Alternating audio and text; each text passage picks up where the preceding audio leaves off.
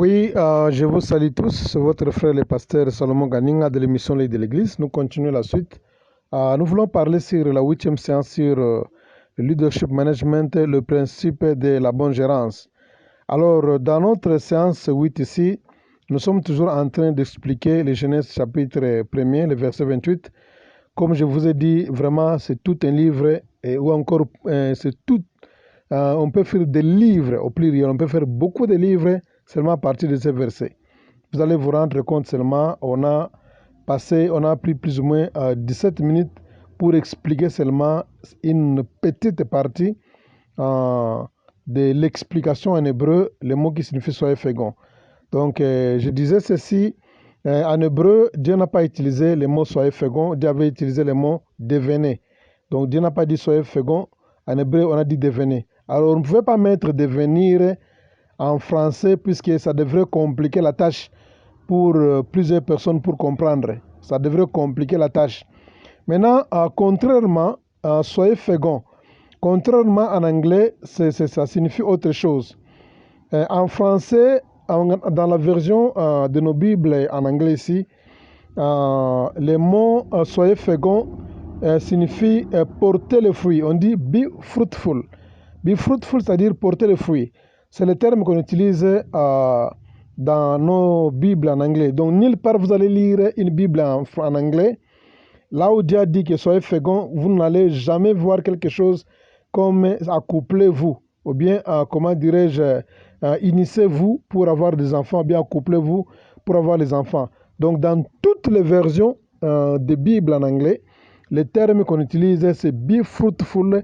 Comme je disais que non, chaque presque langue, ce verbe ici a un sens qui a plusieurs verbes, mais qui signifie seulement une seule chose. Donc, si vous n'avez pas l'Esprit de Dieu, vous allez comprendre, vous allez complètement tomber dans une ignorance ou bien dans une incompréhension. Voilà. Dans la version anglaise, comme je disais là, quand Dieu a dit soyez fécond, dans la version anglaise, Dieu a utilisé le mot be fruitful, c'est-à-dire quoi? Porter le fruit.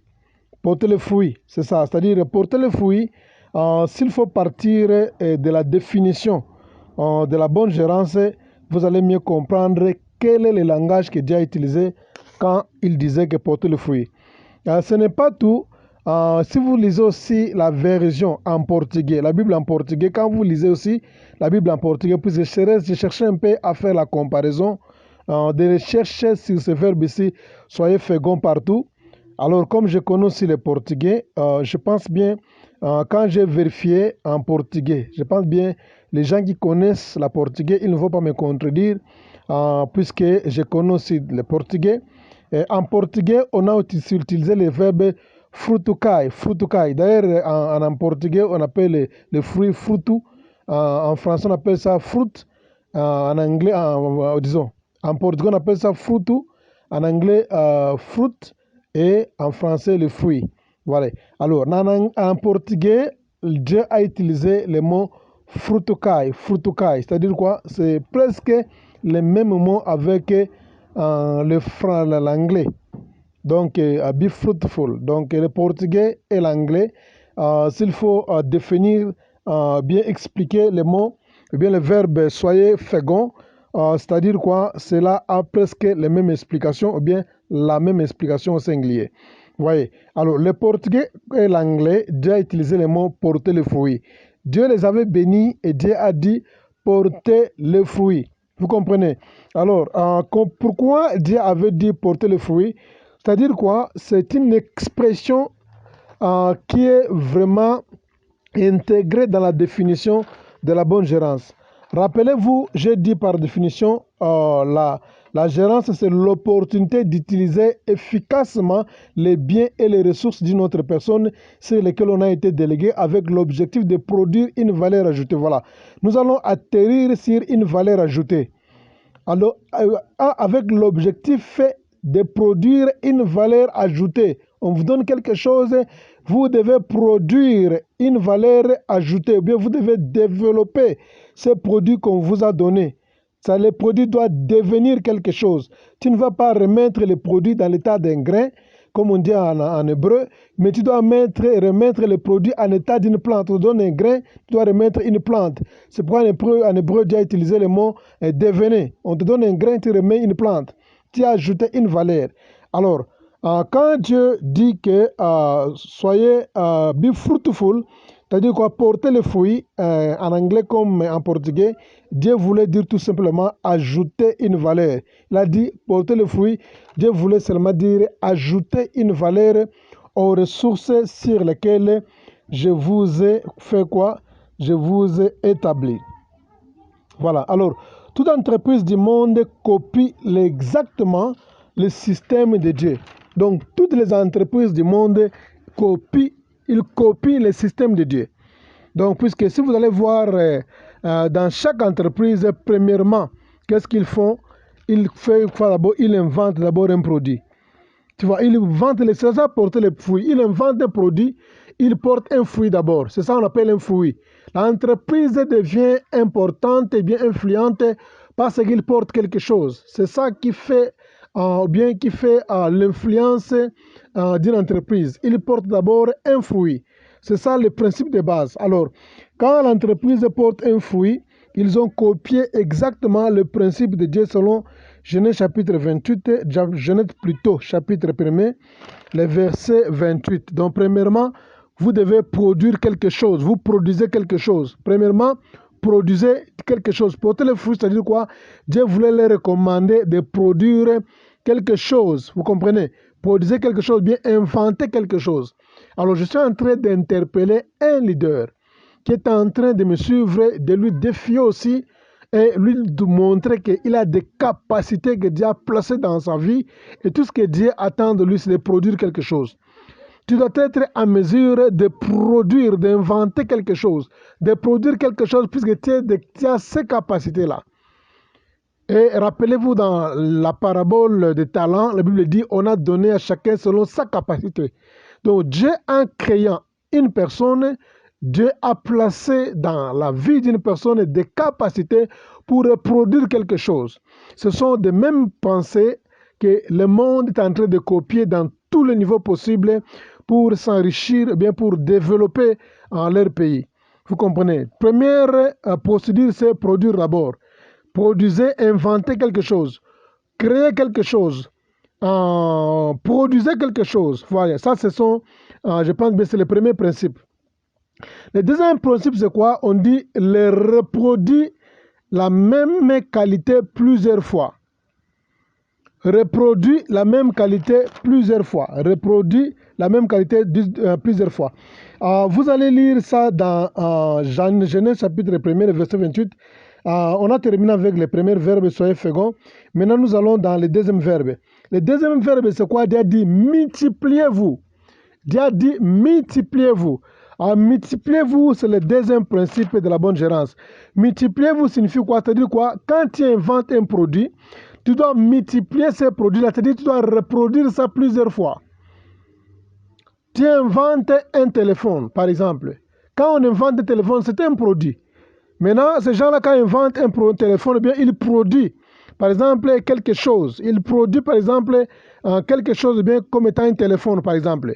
Alors, quand Dieu dit que non, multipliez-vous, c'est-à-dire quoi? Dieu voulait dire que non, il devrait reproduire. Il devrait reproduire, comment dirais-je, comment dirais-je, je peux même faire, je ne sais pas, le pléonasme ou encore la répétition des mots, si vous allez me permettre. Dieu dit, vous pouvez les reproduire, les produits plusieurs fois avec la même qualité. C'est-à-dire quoi? La chose que vous avez inventée, tu dois les reproduire avec la même qualité plusieurs fois. Là, nous sommes dans le deuxième verbe. Dieu dit multipliez-vous. Alors, Dieu, quand il disait multipliez-vous, Dieu ne parlait pas en termes de la population que l'homme doit s'accoupler avec sa femme, avoir des enfants et après ils vont multiplier les enfants. Non, non, ce n'est pas le premier devoir que Dieu a donné à l'homme. Maintenant, c'est ça le deuxième principe de la bonne gérance, selon Genèse chapitre 1er, le verset 28. Dieu dit que multipliez-vous. Multipliez-vous n'est rien d'autre que, c'est-à-dire quoi? Quand tu as un produit que tu as inventé, tu dois faire un effort pour reproduire ça, la même qualité plusieurs fois. Je donne un exemple. Quand tu fais des téléphones, tu produis par exemple les téléphones, tu dois faire quoi? Tu dois multiplier ces téléphones-là. Tu dois reproduire ça plusieurs fois. Produire ça plusieurs fois. Quand tu inventes un fer à repasser, tu vas faire ça de la même manière. Tu inventes d'abord un fer et tu dois reproduire un autre fer avec les mêmes. Tu vas reproduire plusieurs fers avec de mêmes qualités. Même que ce soit une auto, que ce soit un appareil d'avion, que ce soit le laptop, que ce soit un ordinateur, que ce soit un vêtement. Donc, quoi que ce soit, c'est le monde est en train de copier le principe de Dieu qui se trouve dans Genèse chapitre 1er, le verset 28. Alors, pour ne pas vous prendre de temps, nous allons dans le troisième verbe. Le troisième verbe dit « remplissez la terre ». Le troisième verbe dit « remplissez la terre ». Remplissez la terre n'est rien d'autre que Dieu voulait parler en termes de la redistribution. Voilà. C'est-à-dire quoi?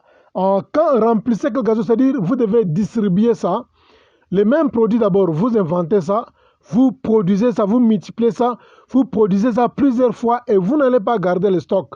Après avoir produit plusieurs fois la même qualité, maintenant vous êtes dans le troisième verbe que Dieu a utilisé, le verbe multiplier. Dieu a dit multiplier et il a dit plutôt dans le troisième verbe, Dieu a dit remplissez la terre. Le troisième verbe que Dieu a utilisé, le verbe influent, je dis bien, le troisième verbe influent que Dieu a utilisé, il a dit remplissez maintenant la terre. Remplissez la terre, je reprends, c'est redistribution. Tu ne seras pas prospère si tu n'es pas à mesure de redistribuer tes produits. Quand tu inventes un produit, quand tu multiplies un produit, tu dois aussi redistribuer le produit là. C'est ça le terme remplissez la terre. Tu dois redistribuer ça. Ça doit aller dans tous les continents du monde. Ça doit aller dans toutes les couches. C'est pourquoi le téléphone que tu utilises là, ça vient de loin. Et c'est le même téléphone qui va à travers tous les pays du monde, à travers tous les continents. Vous avez les Nokia, vous avez les Samsung, vous avez les Motorola, tous ces téléphones-là. Et vous avez, comment dire, Huawei, vous avez, comment dirais-je encore, il y en a plusieurs téléphones que les gens sont en train d'utiliser, les Samsung. Donc, c'est-à-dire quoi? C'est un produit qu'une personne a inventé et la personne est prospère, c'est pas puisqu'il suit à la loupe, à la lettre, le principe de Genèse chapitre 1er, le verset 28.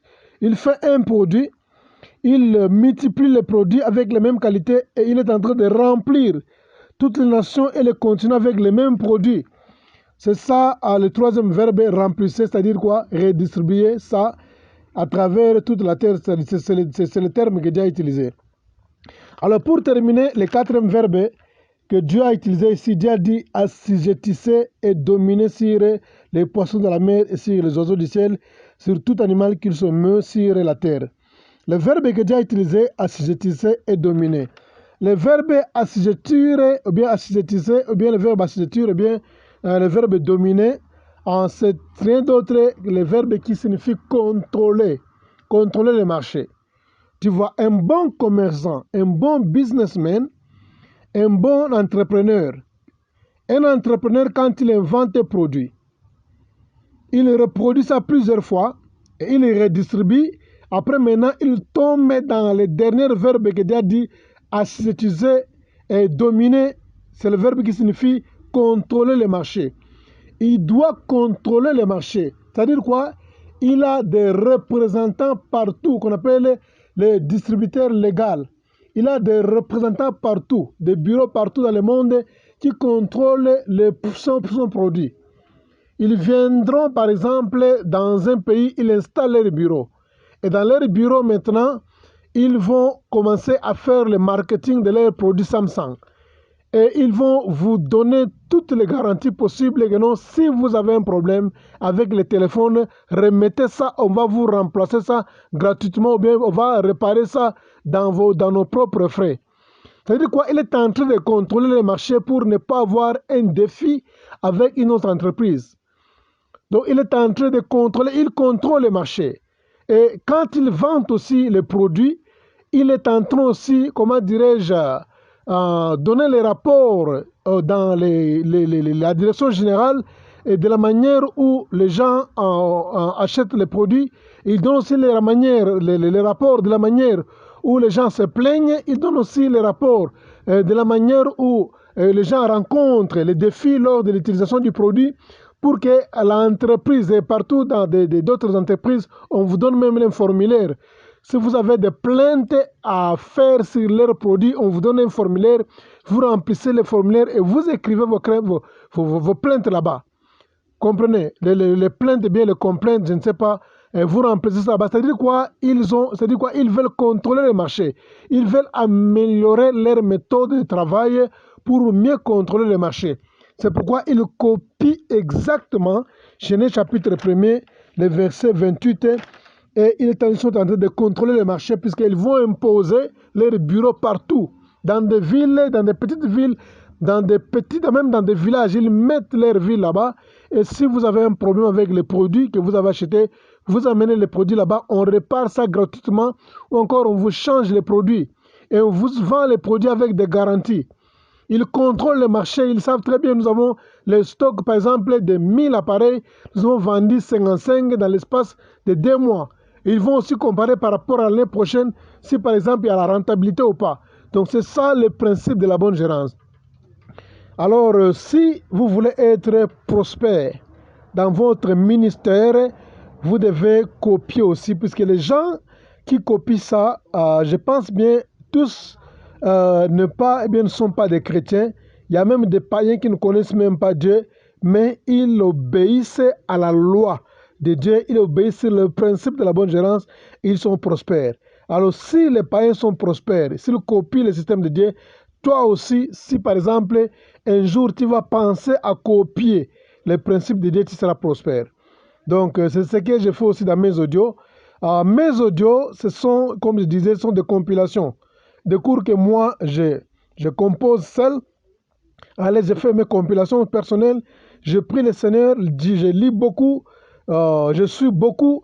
Alors, je compose des cours. Quand je compose des cours, ce cours-là devient pour moi comme étant un produit. Maintenant, je produis ça plusieurs fois, je multiplie ça plusieurs fois. Après avoir multiplié le cours, maintenant, je redistribue ça, j'envoie ça. Donc, les audios que vous êtes en train d'écouter, vous n'êtes pas la seule personne que j'envoie ça. Ça va dans plusieurs groupes, ça va dans le YouTube, ça va dans le Facebook, et ça traverse les mers, les océans, donc tout le continent du monde, sans mentir, ils reçoivent mes audios.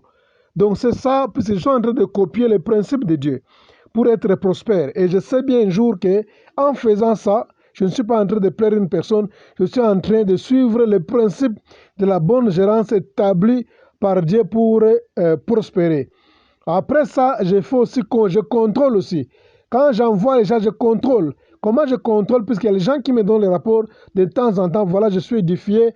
Ils me donnent un numéro. Que non, voilà, il y a aussi un frère, un pasteur qui a besoin de recevoir tes audios par correspondance. Et je continue comme ça à multiplier, à redistribuer pour maintenir ce principe ici, puisque ma vie est liée par rapport à, comment dirais-je, à mon appel. Ça ne signifie pas que les gens viendront me bénir avec l'argent, loin de là. C'est-à-dire quoi? Je suis en train de copier ces principes bibliques de Genèse chapitre 1er, le verset 28, pour aussi me rendre prospère, puisque j'ai découvert de quoi je suis appelé et de quoi, qu'est-ce que je dois faire pour plaire à Dieu. Que le Seigneur vous bénisse au nom de Jésus. Si vous